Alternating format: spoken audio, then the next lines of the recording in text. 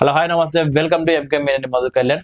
So ఒక 9వ తరగతి చదువుతున్న ఒక అబ్బాయి తన గర్ల్ ఫ్రెండ్ కి ఒక గిఫ్ట్ ఇద్దాం అని చెప్పేసి వాళ్ళ ఇంట్లో వాళ్ళ అమ్మకు సంబంధించిన బంగారం దొంగలించి అమ్మేసి వాళ్ళ గర్ల్ ఫ్రెండ్ కి ఐఫోన్ ఇవ్వడం జరిగింది. సో దాని గురించి మన టాపిక్. నమస్కారం సార్. నమస్తే మధు. ఏం సార్ అబ్బాయి 9వ తరగతి చదువుతున్నాడు, ఇంట్లో బంగారం దొంగలించి గర్ల్ ఫ్రెండ్ కి గిఫ్ట్ ఇవ్వడం? సిగ్గులేని మాటలు మనం మాట్లాడకూడదు మధు. 9వ తరగతి చదువుతున్నాడు అంటే అబౌట్ 14 years ఉంటాయి. వాడికి 14 years గర్ల్ ఫ్రెండ్ ఏంటి మధు?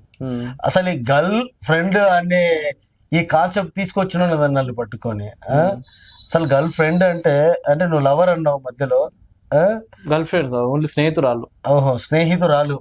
మరి స్నేహితురాలకి ఐఫోన్ అడిగిందేమో ఆ పాప, అందుకే కొనిచ్చినాడు. తప్పేముంది? అంటే అది తక్కువ అమౌంట్ కాదు కదా సార్. ఏకంగా వాళ్ళ అమ్మ నగలే దొంగలించి 50-60 వేలు పెట్టి ఫోన్ ఇప్పడం అనేది కరెక్ట్ కాదు కదా. సో ఇది మ్యాటర్. సో వాళ్ళ అమ్మ నగలు తీసుకొని రావడము, దాన్ని తాకట్టు పెట్టడము అన్నది రాంగ్. యాక్చువల్లీ ఈ దొంగిలించినాడు అన్నటువంటిది రాంగ్. అసలు ఈ పేపర్లలో కానీ న్యూస్లలో కానీ ఇదంతా వస్తుంది కదా, దొంగిలించినాడు అన్నది రాంగ్. ఎందుకంటే ఆ అబ్బాయికి వాళ్ళ అమ్మకి ఆ అబ్బాయి విపరీతమైన లవ్, అంటే ఒకరికొకరు మంచి ఇది ఉంది. చిన్నప్పటి నుంచి అబ్బాయికి దీన్ని దొంగతనం అంటారు, దీన్ని ఇలా చేయాలి, ఇలా చెయ్యకూడదు అన్నటువంటిది అబ్బాయికి ఎవరు నేర్పించాలి అక్కడ. నిజానికి వాడికి డబ్బు కావాలి, ఎక్కడో విన్నాడు గోల్డ్ తాకట్టు పెడితే డబ్బులు వస్తాయని తెలుసు. ఇంట్లోకి పోయినాడు, ఆ ఫ్రెండ్ ఏదో అడిగింది, ఏదైనా గిఫ్ట్ చేయాలనుకున్నాడు, ఇంట్లోకి పోయినాడు, గోల్డ్ దొరికింది, తీసుకొని పోయినాడు, తాకట్టు పెట్టినాడు, తీసుకుపోయి గిఫ్ట్ ఇచ్చినాడు, అంతే. ఆ దొంగతనం అన్నది వాడు చేయలే. మ్యాటర్ అది ఇంట్లో ఉంది, తీసుకొని పోయినాడు.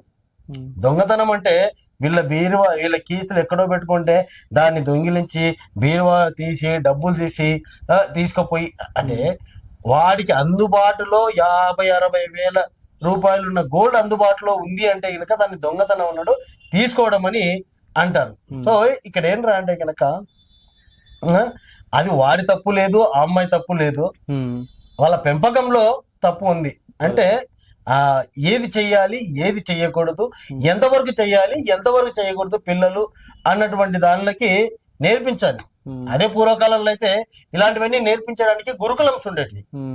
సో గురుకులంలో ఏం నేర్పిస్తారంటే అన్ని విద్యలు ప్రాక్టికల్ గా నేర్పిస్తారు. ఎట్లా ఉంటది అంటే, ఫర్ ఎగ్జాంపుల్ ఆ గురుకులంలో అందరు ముందర కూర్చొని ఉంటారు, గురువే చెప్తాడు పోయి మన దగ్గర పెన్ను కొట్టేయమంటాడు. వాడు తెలియకుండా పెన్ను కొట్టేస్తాడు. పెన్ను కొట్టేస్తాడగానే వాడికి పెన్ను పోయిందని చెప్పేసి వాడు కంప్లైంట్ ఇస్తాడు గురువుకు.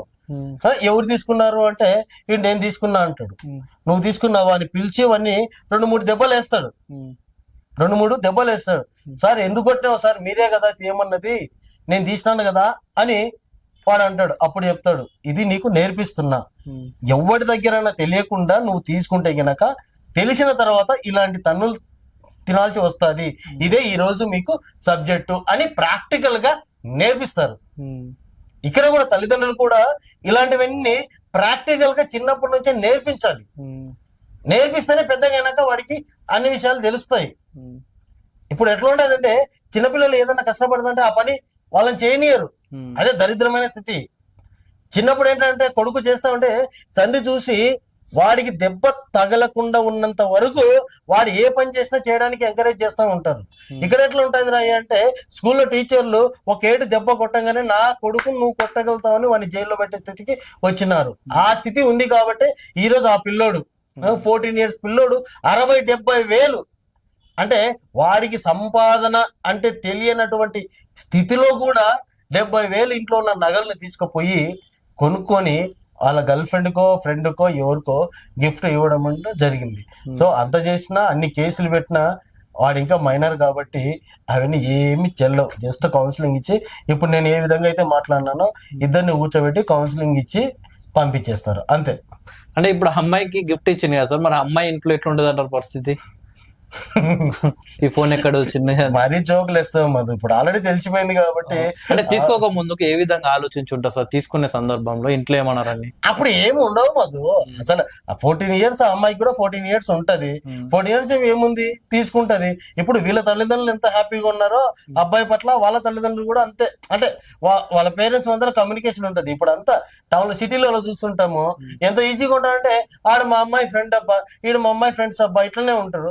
గిఫ్ట్ తీసుకొని వస్తే వాళ్ళ మమ్మీకి చెప్తాది, మమ్మీ నాకు వాడు పలానా రాహుల్ అన్నట్టు ఇచ్చినాడు గిఫ్ట్ అని చెప్పేస్తుంది. అప్పుడు ఏమవుతుంది, ఓకే నో ప్రాబ్లం, అక్కడ ఏమి ఉండదు. సో అంతే.